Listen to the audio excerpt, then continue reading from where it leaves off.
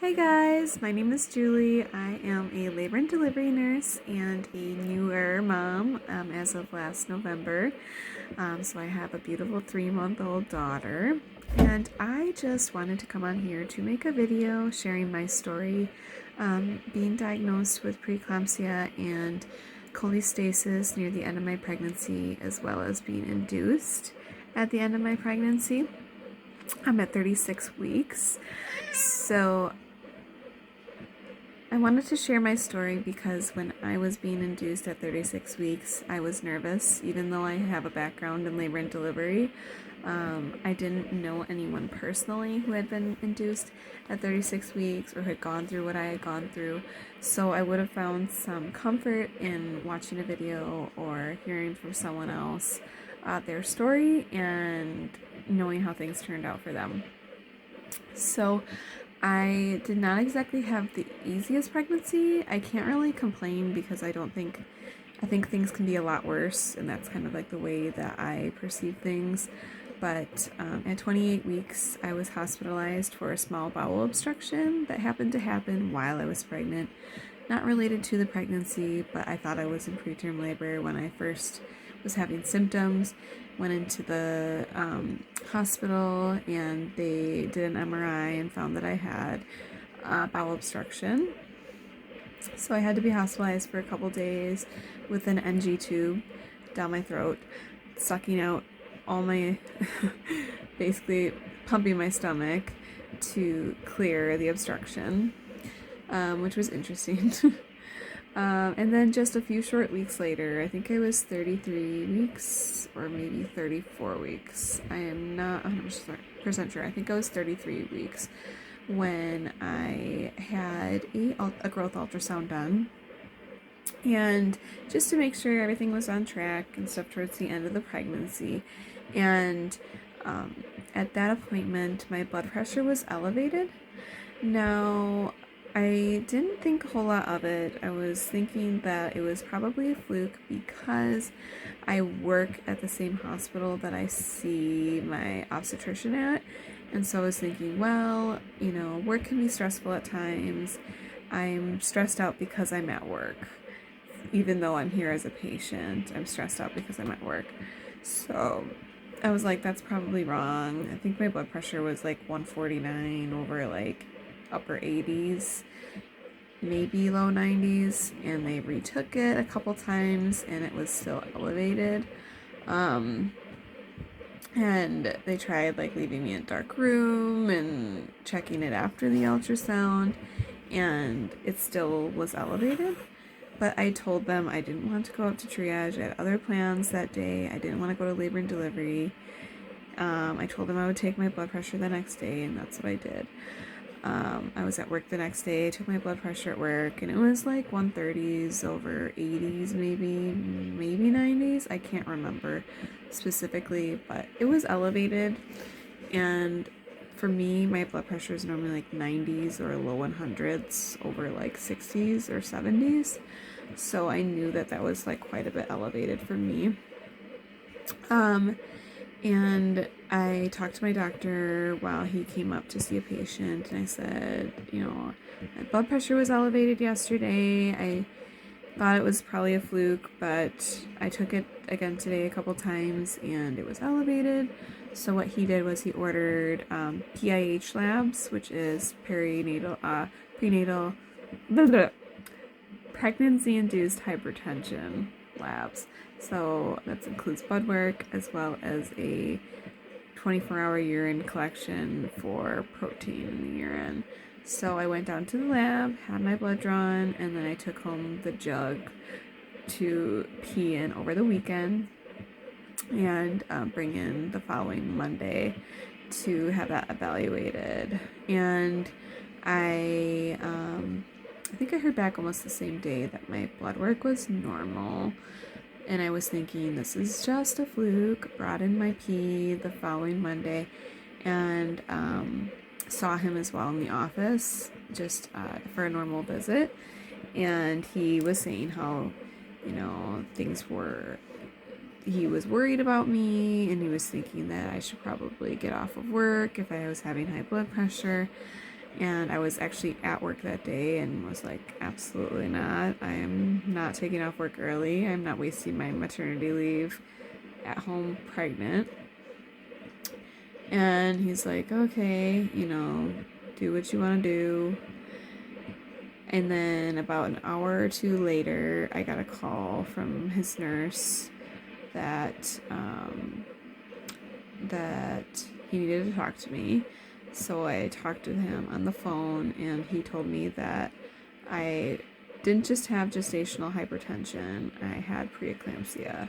So my urine had come back, and it was elevated with a very high protein level, which is used as a diagnostic factor for preeclampsia. So it's high blood pressure in conjunction with protein in the urine, as well as sometimes different labs that are elevated in your blood. Luckily, my blood was fine, but my urine protein was elevated. And he told me he wanted to see me again and talk to me about taking off of work. And I just kind of laughed because I was like, I'm not taking off of work. Like, that's just like what I do. I'm a nurse. I take care of pregnant women. Like, this is what I do. I can't take off of work. You're crazy. I was in denial, obviously, and came to work the following day, and they insisted on seeing me again in the office. And he's like, I just want to let you know, if you're refusing to take off of work, like, I have to document it in your record because you are deciding to go against medical advice by doing that. And after talking with some coworkers and some other doctors and my husband, I finally agreed that I wasn't going to continue working. I felt very conflicted about it. I didn't want to. I'm a people pleaser. I don't want to put other people out, but I understood that people were concerned about me, that cared about me, and it was the best choice for me and my baby at the time. So fast forward, I went for bi-weekly NSTs, non-stress tests, as well as weekly labs, and I'm going to see the doctor weekly as well. So I was very busy with my appointments while being off and prepping for baby and all that good stuff. And I think it was about a week and a half, 2 weeks later, so I was like 33 and a half weeks when I got off for that. And around 34 weeks, I started having itching. And I knew that like belly itching was kind of normal, your skin stretching, that sort of thing. So I was like, is this just normal itching because I'm pregnant? But the itching started to spread to my like thighs and my upper arms. That was like the areas that were really irritating me, as well as even like my bottom some. So it started to become pretty unbearable, and I was wondering if maybe I had PUPS or some kind of pregnancy-induced rash or irritation, because when I was scratching, I was seeing red bumps, but I wasn't sure if it was because I was scratching or the bumps were there before I was scratching.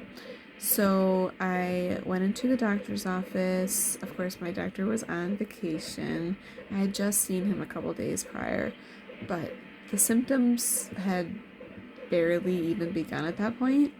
And so I went ahead and made an appointment with another doctor that was covering for him at the time. So I made an appointment with her because I was like, I can't wait until he comes back into town in a couple days. Like, I have to have this checked out because I'm so uncomfortable, and it was getting really bad at nighttime, like especially like in the evenings, like when my husband and I would be watching TV, like before bed, I'd be sitting there just scratching something fierce, like scratching my arms, my legs, my belly, my back, my upper shoulders. Oh my gosh, it was awful.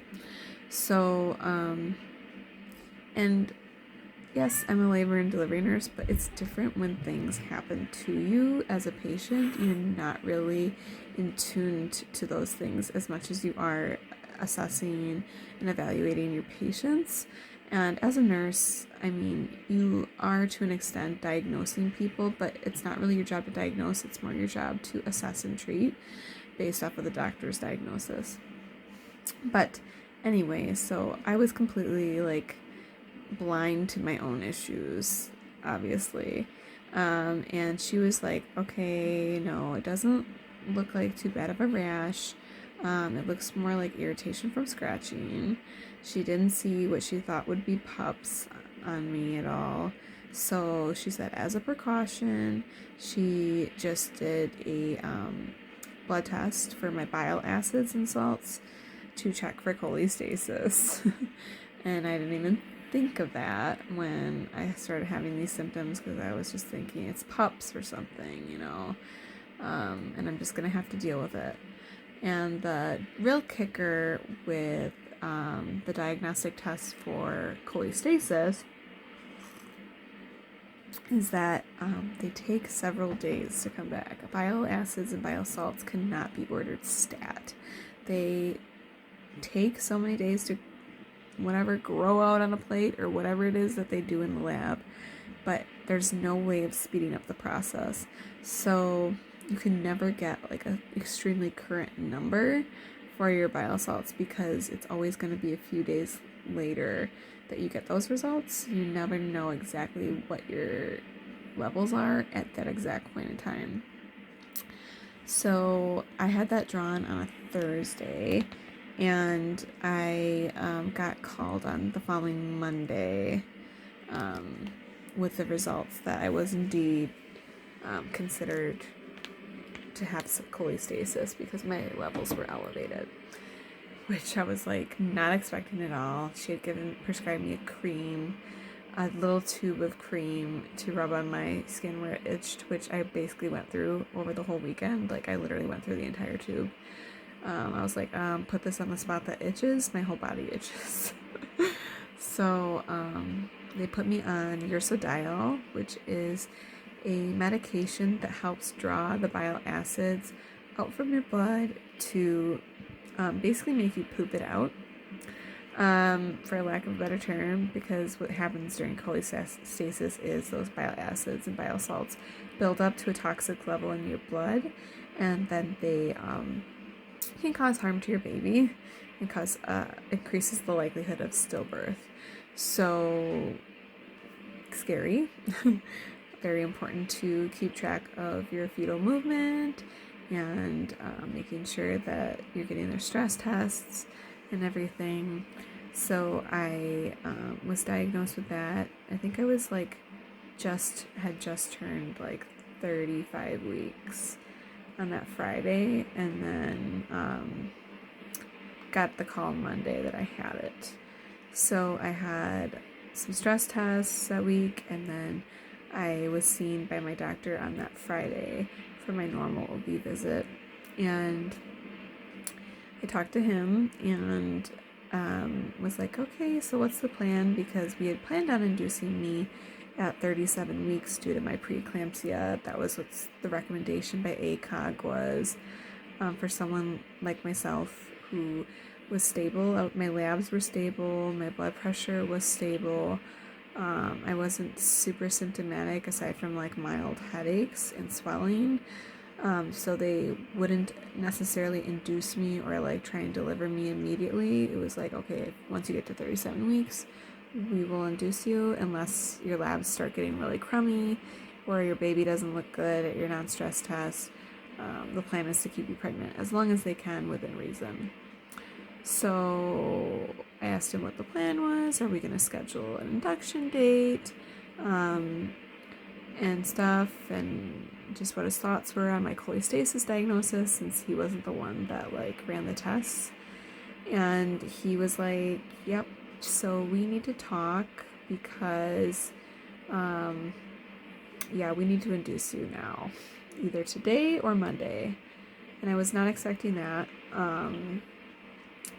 And I decided for Monday because I wanted some time to prep and go to the birthing class that we had signed up for, and that basically blindsided me. But at the same time, he said the risk was so high to my baby by having both of these diagnoses. He said the best thing to do, he's like, your body's telling us it's time to have this baby. He didn't want to take any risks anymore. He didn't want to take the chance that something bad would happen, so he wanted to get me delivered. And that's when we decided on induction. So I'm realizing as I'm telling this story, I haven't even gotten into the induction. That's just my diagnosis story. But I am going to make a part 2 of this so that I can tell you about the actual induction process. So now that you know the background, how we got to that point, how I was diagnosed, and my symptoms and things like that, now I'm going to do a separate video explaining my journey at the hospital to having my baby and how that all transpired. Being a first-time mom, induced at 36 weeks, which is not necessarily the most ideal situation. So I will make another video, a part 2 to the story, to share that. Thank you so much for watching, and I hope that maybe this is helpful and relatable for someone out there. If I can help one person by telling my story and making you not feel alone, then that's my purpose has been fulfilled. So thank you for watching.